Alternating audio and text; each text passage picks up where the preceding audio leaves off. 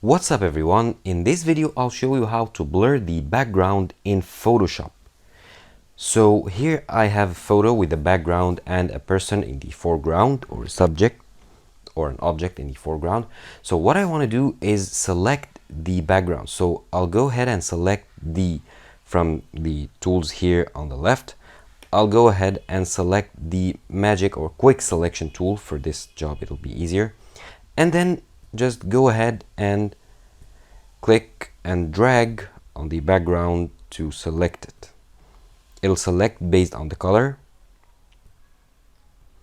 Okay, just tap here and there, and don't worry if you select part of the person here, of the girl, we'll fix it later.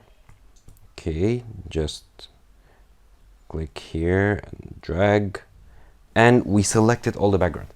Now as you can see here, the hair got selected also. So what you want to do is deselect it. So I'll hold down the Alt key and then drag on the hair to deselect it.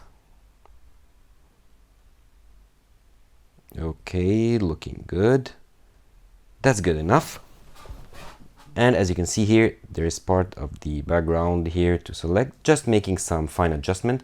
Okay, now I am happy with what I got. Now, what I want to do is to move the background or create a copy of the background on a new layer. That way I will not destroy the original photo. So by making sure the background is selected, hit Ctrl J. That'll duplicate the background or make a new layer with the background only. Now with this layer selected, go ahead to Filter, go to Blur, and go to Gaussian Blur here. And I can increase the blur radius. And as you can see here, the background got blurred. I can increase or decrease the blurriness as I want with this slider. Thank you for watching this video. Subscribe to Online Success and click on the video on the screen for more help.